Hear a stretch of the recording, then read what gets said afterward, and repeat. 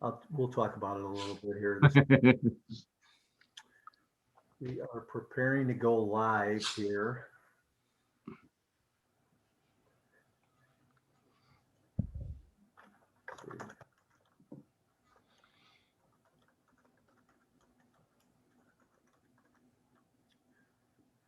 Hey, let's go live. Hey, good morning, everybody.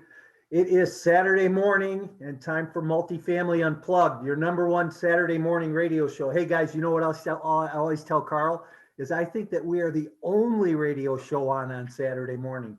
So everybody grab your coffee. Hey, listen, this is where we dive into raw, unscripted conversation about multifamily real estate, property management. Today, we're going to talk about multifamily and private equity. So hey, go grab somebody, go wake somebody up, go tell them that we're on the air, go tell them that we're going to talk about things that you guys really need to listen in on. Hey, my co-host Moose, who's normally here, is not here. He's out visiting his parents this weekend. So let's just keep him in our thoughts, and we'll talk about him a lot while he's not here because it's always fun to do that with him.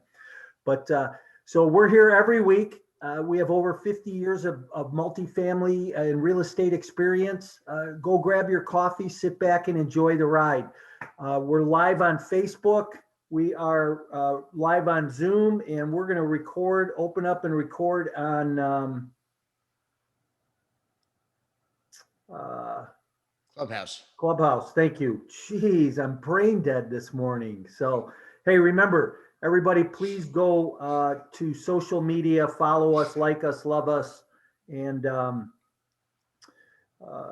grow. Hey, I am joined this morning by two great guys. I'm really excited. Charles Seaman and Adam Balsinger, both from Charlotte, who are really involved in the multifamily space. I'm going to let them take a minute here and introduce themselves.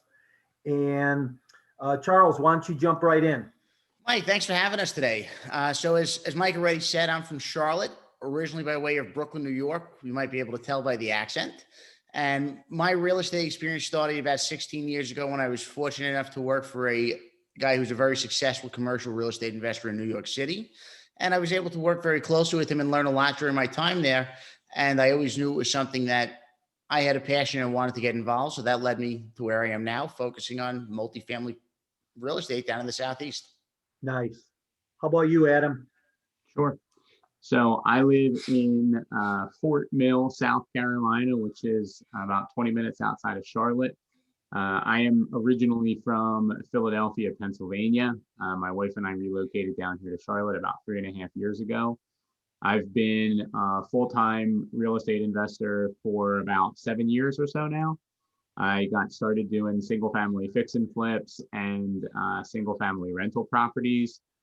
Businesses have kind of evolved over time. I presently run a wholesaling business in Philadelphia with a partner up in Philadelphia, and then got started doing multifamily syndications with Charles about 3.5 or so years ago. And what took you from the single family side into the multifamily side? So scale is the really short answer to that question. I wound up, Mike, with, I think at the height, we had 18 doors, single family houses, duplex, triplex, quads, some smaller multis, and, had built that up over the first couple years. Have been taking some profits from the fix and flips, buying cash flow properties. And that was the idea behind how I was going to achieve financial freedom. And so that was always kind of the driving force, right? It was financial freedom and building a business that was going to serve me. And looking at the numbers, I was actually just talking to my partner about this the other day. We really weren't making as much as we initially thought we were going to be making per property doing it, onesie, twosie, and small multis. And so, 18 doors, we were looking at the numbers and we used to joke around and say, I'm going to be 60 or 65 by the time we have enough of these properties buying them onesie, twosie like that to achieve financial freedom. It was just too slow. Yeah. And so it really then just became a mission on how do we scale this? How do we buy more quicker? And that led us to multifamily syndication. Nice. So how about you, Charles? What got you into the multifamily side? There's a couple different things. So I was working in commercial real estate, so it would have required me to learn a brand new skill set to go down to single family, which I initially attempted, but then I realized after a few months, one, quite frankly, I'm not very good at it, and two, I didn't enjoy it as much. So I thought about it and said, I could start developing a brand new skill set. I can start from ground zero and kind of go back to basics. But then I started learning about syndication. I said, well, the reason that I was looking more at single family is I knew that I didn't have the budget to fund commercial real estate myself. And when I learned about syndication, I said, you know what, this is wonderful. It'll allow me to use the skills that I've already developed and do what I like doing better and use other people's money. So I said, it's really the best of both worlds. And I always say syndication is one of the best legal ways to use other people's money. Here's what I like about the multifamily space, right? Everything is with other people's money. Yep. So you can get in the deal with other people's money, and then you have other people's money who pay the mortgage. So you're winning. It's a win-win on both sides. And it's really a win-win for everybody because the investors coming in are making money. The tenants are living there, are getting a good product, a good place to live.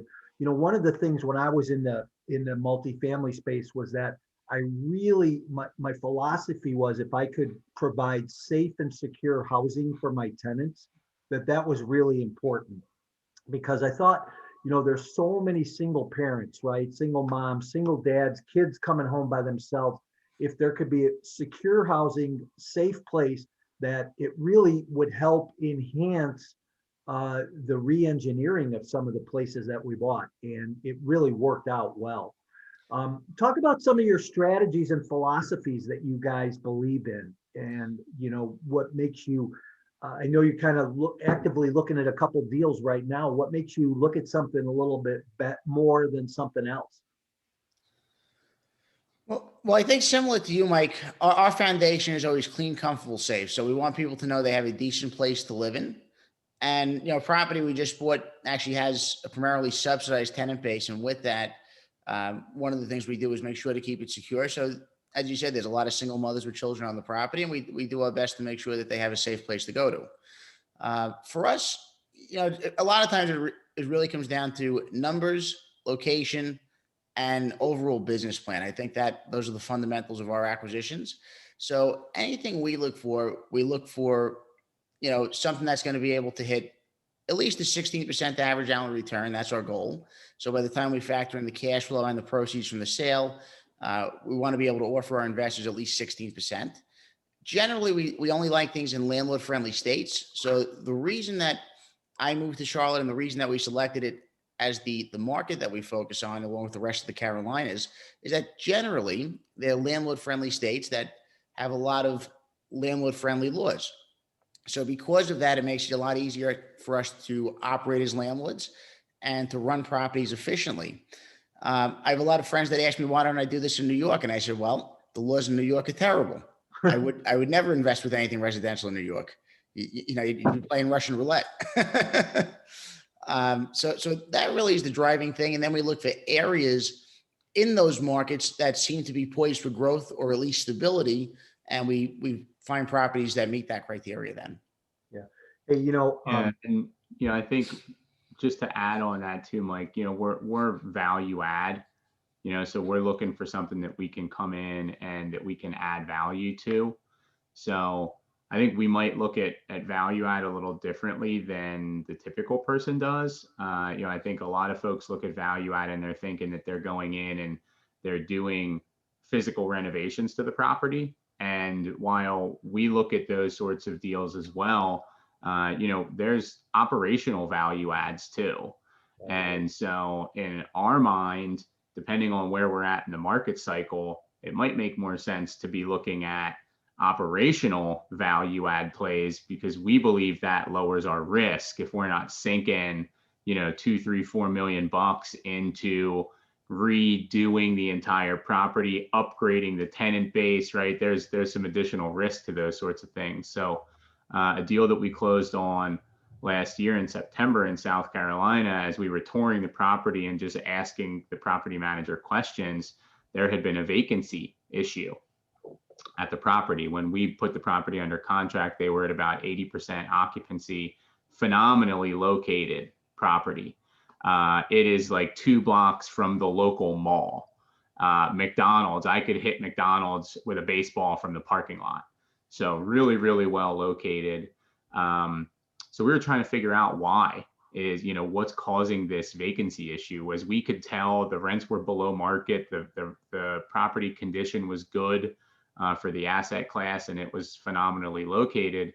We wound up finding out that they were doing the bulk of their advertising for vacancies, Mike, in the print newspaper, the local print newspaper.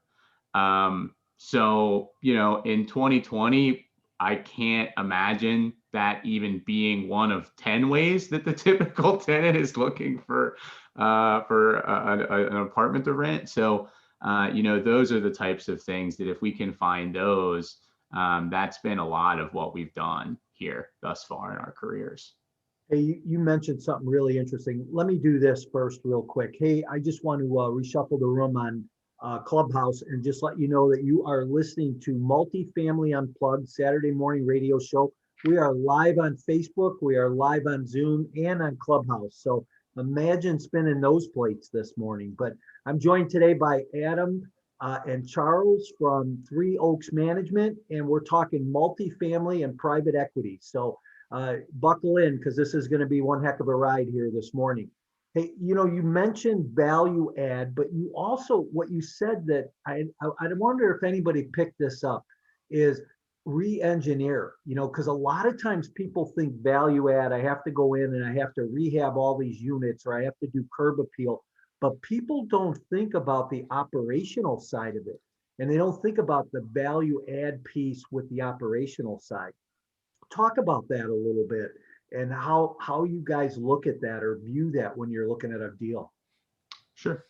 So I think a really good example could be, and Charles, you feel free to chime in whether you agree or not, but I think Ash Grove is a good example of that. So, we bought a 92 unit property outside of Atlanta. It's in Stone Mountain in 2019. And it's a C-class property, C-class area. The units are in good overall condition, but they are not modern. There's carpet in the units. The kitchen is like brown and tan. It's not white and gray. And so, when we were looking at the deal, we had an internal conversation from when we were doing the underwriting in our due diligence. We felt like we could push rents pretty easily, but we felt like we had kind of two different strategies that we could use. We could push rents $50 to $100 per unit, and Charles has a insane memory for numbers, so Charles might be cringing as I'm saying these ranges that we may have been able to increase, because I don't have the memory for that. But so just for argument's sake, right, $50 to $100 easily. But if we went in and did major renovations to the units, we could have potentially achieved like $100 to $150 rent bump. And we're sitting there going, well, if we can do minimal to no renovations and get 100, why would we spend $5,000 per door to get 150, right? Like, so the ROI we felt like was better by going in, acquiring the property, and pushing rents to the max of what the market would allow, the local area would allow, but without going in and doing a major value add, physical value add type of project. And we're actually having internal conversations about whether we sell that deal this year, because we'd be able to, in 2 years, looks like we'd be able to hit our 5-year projections. And so it's a way to, in our minds, mitigate your risk, because you're not sinking all that extra money into the deal.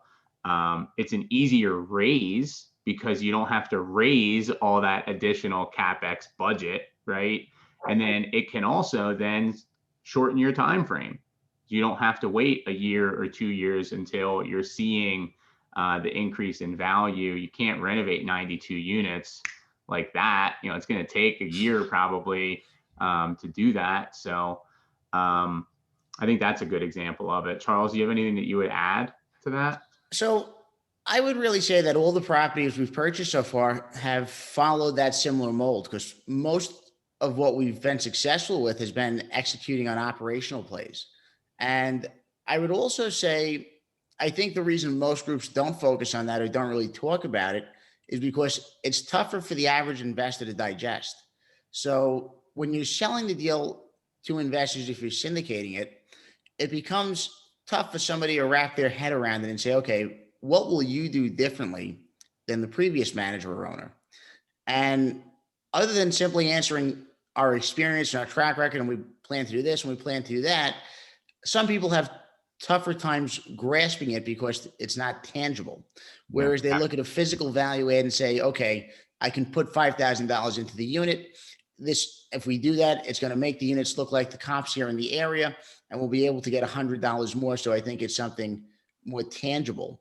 But if you have an experienced operator and you have the right team in place, similar to what Adam said, I think operational plays are a lot more effective, especially where we are at the cycle.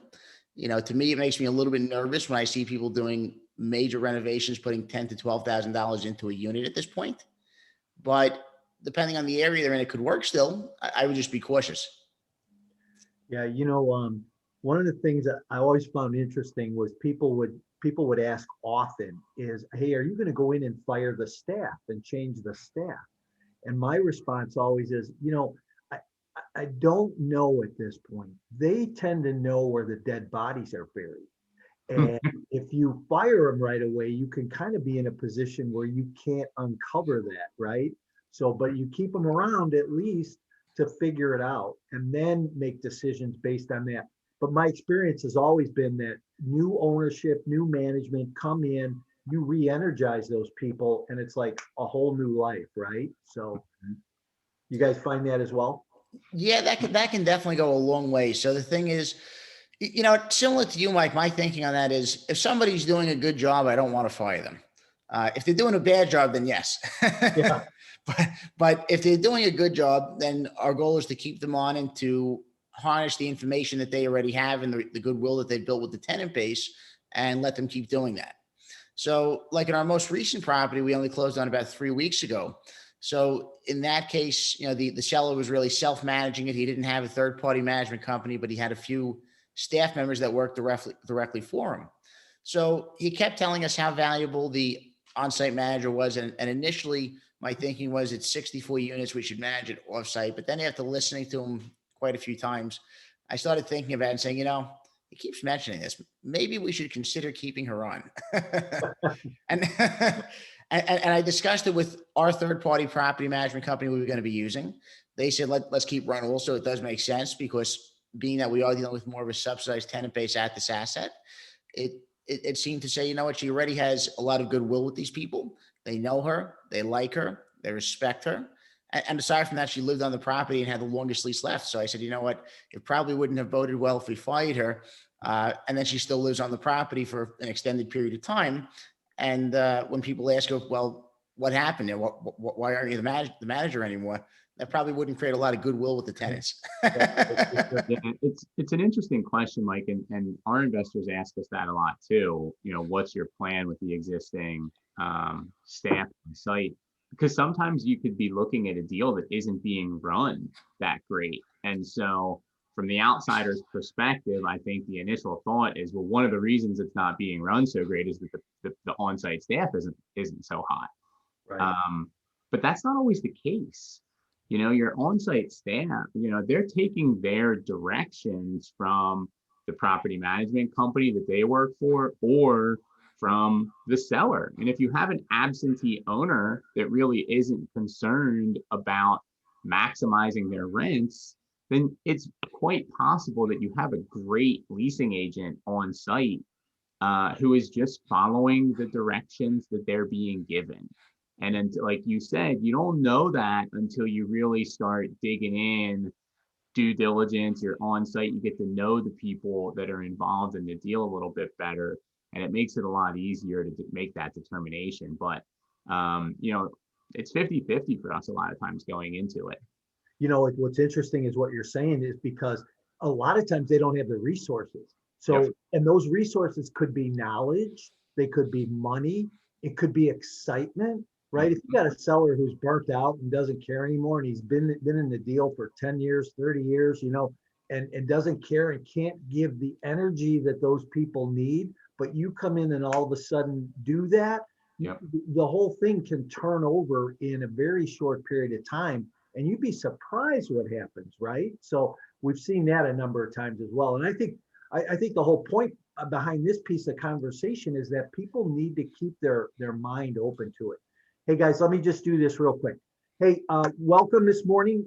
If you're on Clubhouse, we are Multifamily Unplugged. We're live on Facebook. We're live on Zoom this morning. I'm being joined by Charles Seaman and Adam Balsinger, and they are with Three Oaks Management. We're talking multifamily and private equity this morning. And I want to welcome everybody here. If you have questions, throw them in the chat. We'll get them answered for you. If you just want to say hi, put that in the chat as well too. Well, I'm glad that you're here. It's good to see you. Hey, I want to circle back, Adam, on a comment that you made. You said you made a comment early on about 16%.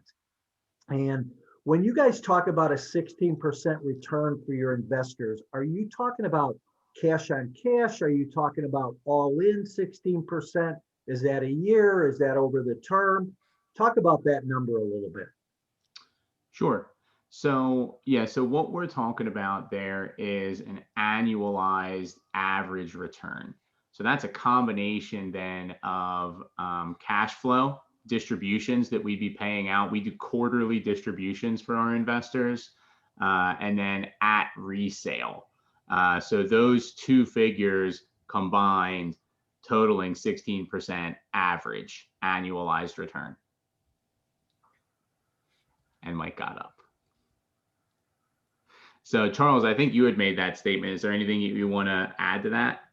No, Adam, I think that sums it up pretty well. So, really it's a combination of everything. So strictly from a cash on cash return, we shoot for properties that'll be able to deliver at least a 7% cash on cash return, because we realize that's what most investors tend to expect from a syndication deal. And then for the balance of it is really the lump sum that's due at sale, and that's what compiles the average annual return. So what's the cash on cash portion of that though?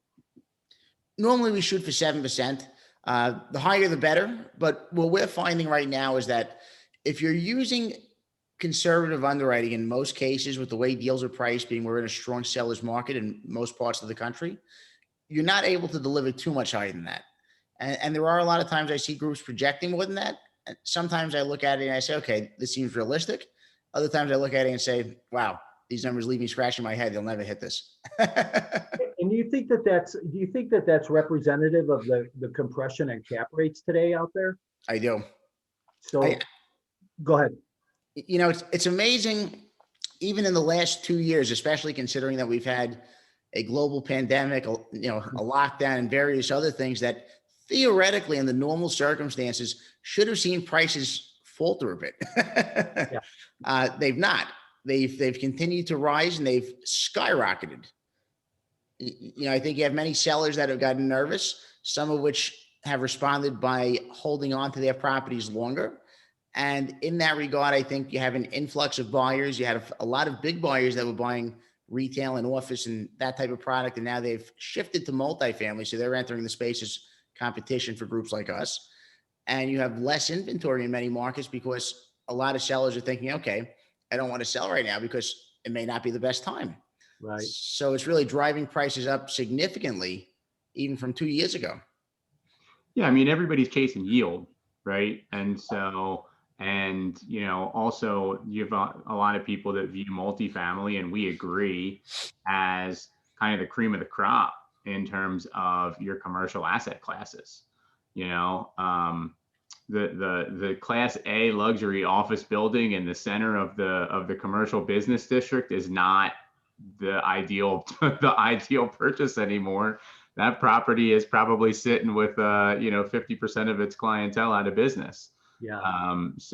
We just think there's a lot more safety in multifamily. And so you have people looking for yield through commercial real estate, take advantage of all the benefits of real estate. But then you've also got people that are really looking for consistent safety. And so we think that that's why, you're seeing that kind of continual cap rate compression in the multifamily space.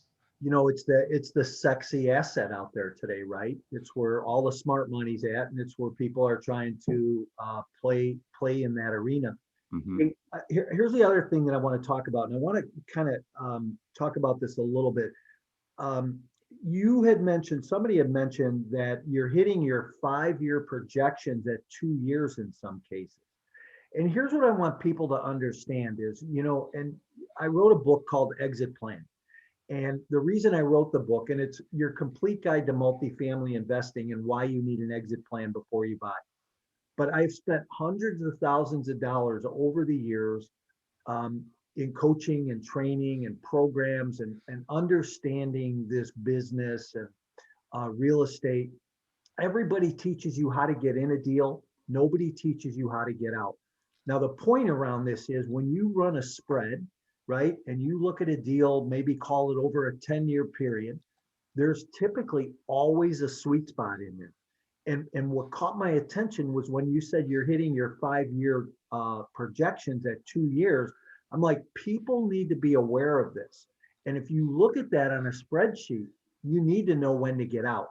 Now, what I always tell people is getting out isn't always about just selling and relinquishing control, right? That getting out is maybe restructuring, refinancing, bringing a partner in, doing something different, some financial event that will cause profitability to resurge again. So talk about that. How are you guys looking at that, and what are you doing when you hit those metrics?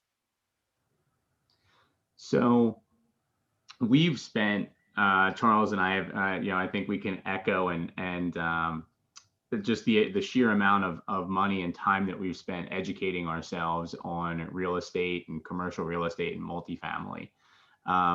So our currently, Mike, our kind of preferred exit strategy is the resale of the property. And so part of the reason that that is the case is that because we're not coming in and doing we're not looking at properties that are 50% occupied that we're going to sink $4 million into, since we're not doing right now major physical value adds.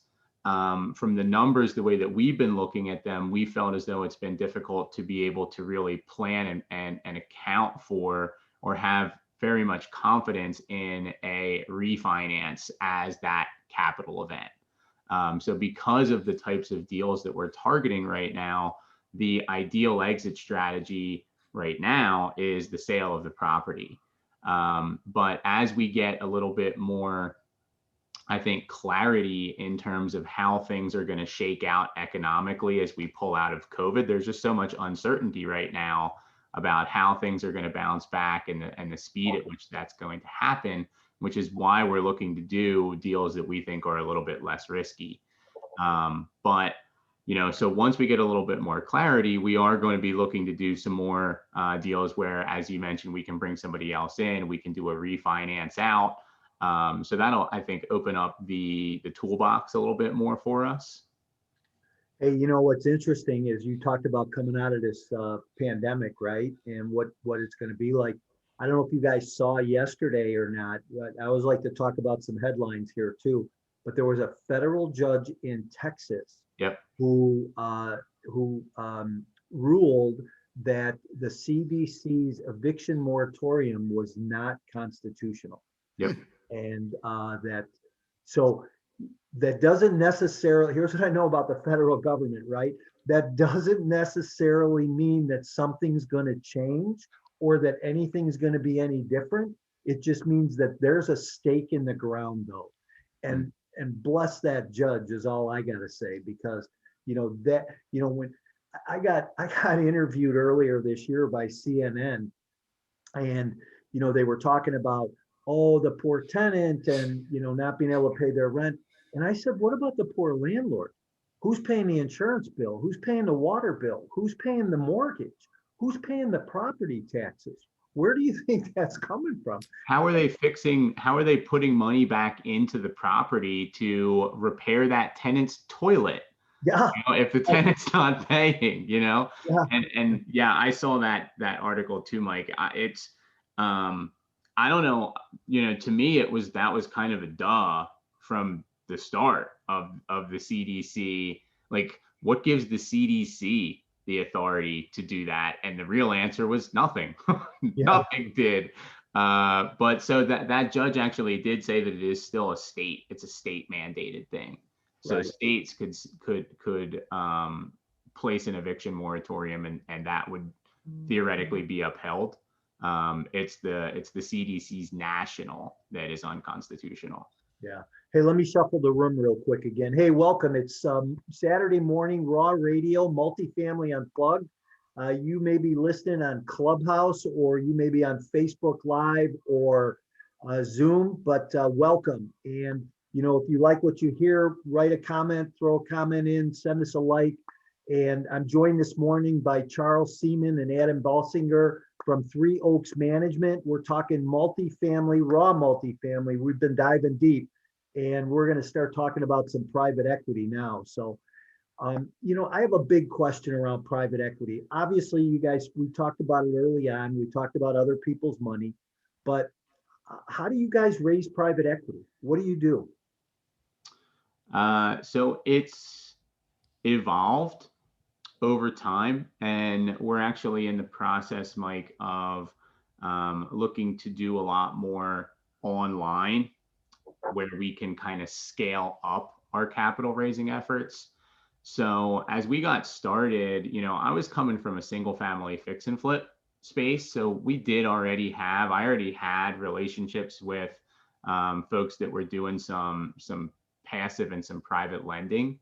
And initially, we thought that we would be able to bring a lot of those investors from that single family fix and flip space, lending there, to then coming in as equity investors on our multifamily deals. And we found that wasn't really the case.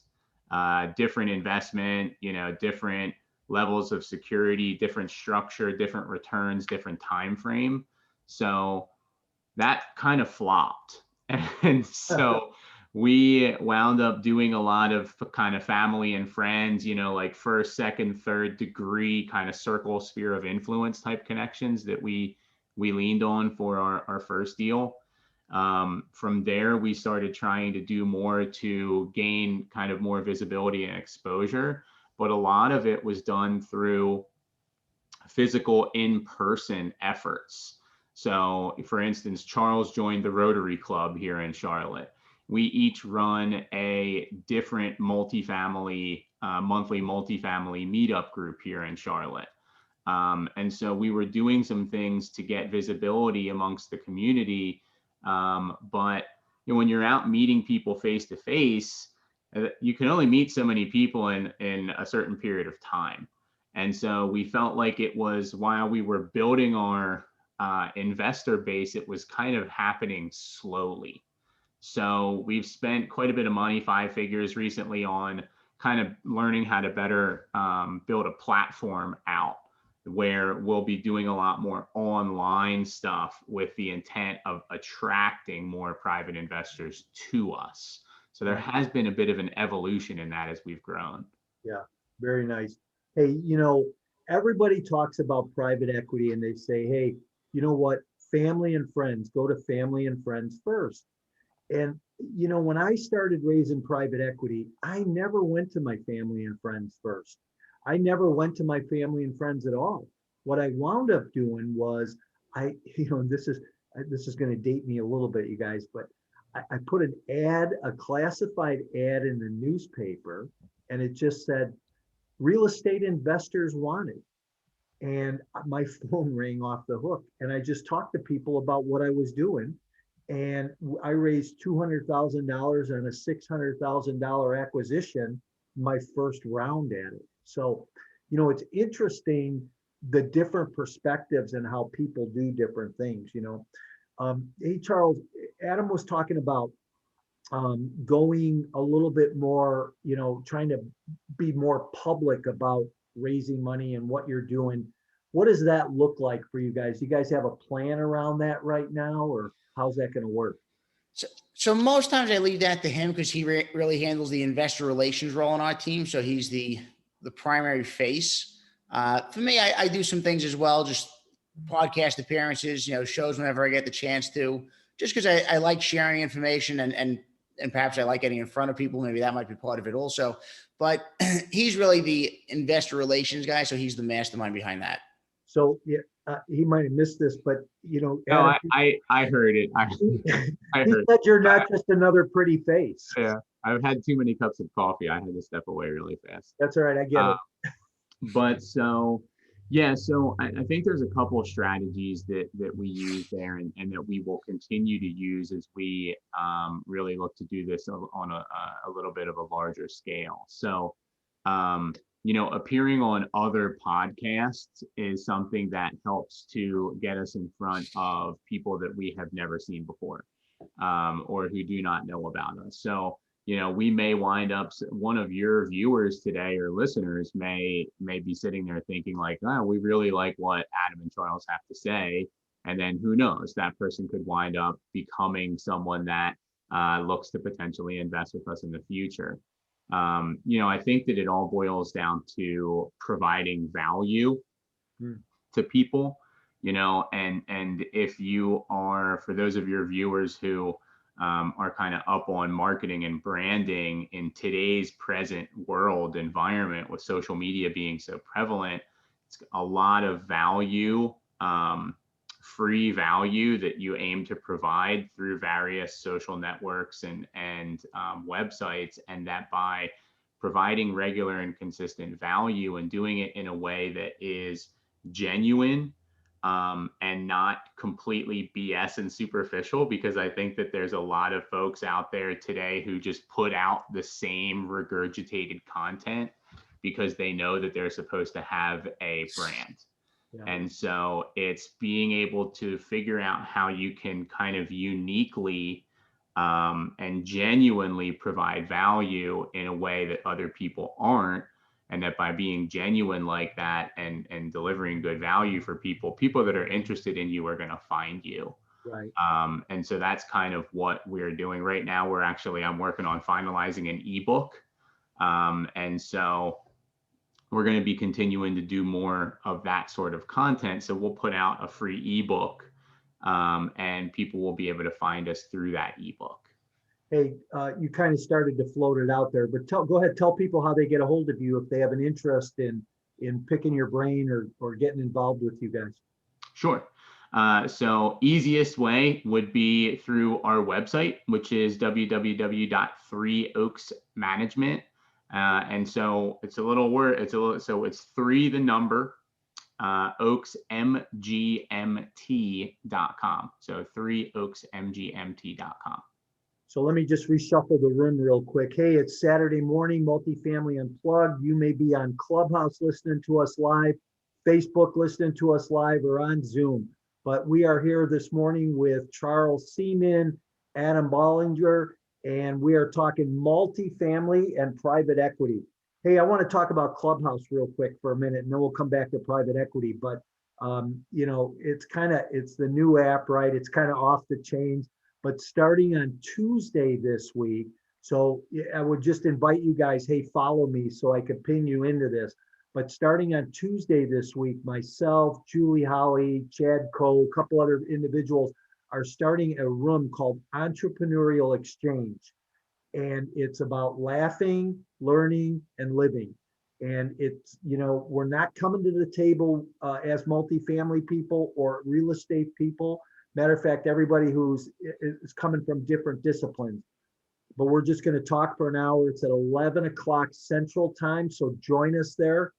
We're going to have some great conversations, so I look forward to that. Hey, you guys, how about a couple of good techniques for raising money? You know, whether it be marketing piece or whether it just be a phone conversation? Where do you guys find the best resources? And who's your avatar? So if you had asked me this question, Mike, 2 months ago, I would not have had an answer for you about our avatar. So that's been something that we've really zeroed in and focused on identifying. And for anybody out there that's looking to build a business of any sort, this is a super important step in the process, is identifying exactly who your ideal customer or target is. So our ideal investor avatar is a busy entrepreneur. A successful entrepreneur that is, wants to be able to invest their capital, invest it wisely, but does not want to create a second, third, fourth, or any other subsequent job for themselves. In terms of I think part of the question was about process. So as we look to really kind of build up and systemize and scale our investor relations, we feel like the best that we can systemize and McDonald's that process, the better off that we are. So we have an introductory phone call with every single investor that we meet. We will not send people deals prior to having this introductory phone call with them. We believe it's really important to learn about our potential investors, what's driving their interest in real estate and what their real goals are, other than just a particular return amount. I think that some people are too focused on, I just want to make X, and they're not really understanding where their investors are coming from and why that might be. Something that they're looking for. And then we share kind of our philosophy and our beliefs in the types of deals that we do, because we don't want to be sending people stuff if we are just not a match up front. You Mike mentioned earlier, win-win relationships. We're tremendously huge believers in relationships needing to be win-win in order for them to be successful. And so we want to make sure we're getting off on the right foot with our investors. So that is a huge part of it. And really, as of right now, I think we're seeing the biggest traction and the most new investor signups within our pipeline from two sources. One is when we appear on other people's podcasts, because we're getting exposure to a whole new set of eyes and sets of ears that have not, didn't know about us prior to. And also then when we're promoting our own content, it's really through content that's talking about specific wins that we've had. When we are referencing a certain deal that we've purchased, those sorts of pieces of content tend to get more engagement than other items. So last question. When an investor comes to you or you approach an investor on the private equity side, what kind of a return are they looking for? What's the investor in the marketplace today have in their own mind that, hey, I can get a 25% return? Because those days are gone, obviously, right? But correct. What are these investors looking for today? So I think part of that, Mike, it depends on what their experience and exposure level to real estate is and has been. For people who are right now, they have their money in a 401k or an IRA and they're not actively managing things. They're happy with 8 to 10% return. They hear that and they think that we're magicians. But then you have other folks who are, they're presently invested in 5, 6, 7, 8 other syndications. So they're super familiar. They may be looking for 18% plus average annualized return. So a lot of it depends on where they're coming from and what their experience level is prior to meeting us. Yeah, interesting. Well, listen, guys, this has been really great this morning. I actually have learned some things. And here's what I like about real estate, right? I've been in the business 30 years and I'm always learning stuff. So I appreciate you guys this morning. I appreciate you taking the time to, from your family and whatever else you have going on to spend that with me this morning. Again, please tell everybody how they get a hold of you. Charles, you want to start there? Yeah, sounds good. Let me throw a quick plug out there. So every Saturday afternoon, I host a free underwriting session on Zoom. So for anybody here who might be looking to learn how to underwrite and look at a multifamily deal, I would suggest that you can either text me at 347-306-3278, or you can send me an email, Charles at 3 Oaks Management, similar to Adam said, the number 3 Oaks, mgmt.com, and tell me that you heard me on Mike's Multifamily Unplugged show and that you're interested in signing up for it. Nice. Thank you. Yeah, I would highly recommend that. Charles spends a lot of time every week on those underwriting sessions. And I don't know of too many people that are doing free weekly underwriting sessions like that and really getting into the weeds. When we first learned, when we first linked up, I always felt like a lot of the underwriting coaching and guidance was pretty high level. So it's kind of superficial, right? Because it's so difficult to dissect a deal if you're just talking theory. So yeah. Charles is actually going through the nuts and bolts of how he underwrites a deal. So it's super valuable for those of your audience that would potentially be interested. Nice. Good for you guys.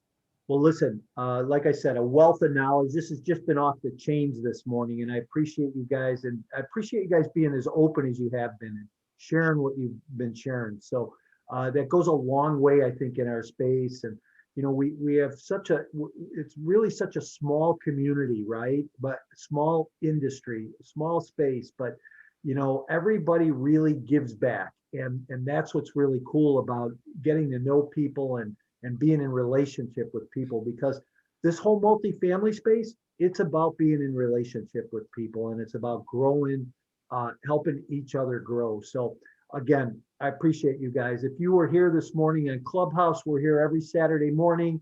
Check us out on Tuesday for the Entrepreneur Exchange. And if you are here on Facebook or Zoom, you guys know we're here every week, Multifamily Unplugged. Like us, love us, go subscribe to us on YouTube, and enjoy your day. And we will see everybody here again next week. You guys, thanks for being here. Appreciate you, and look forward to talking to you soon.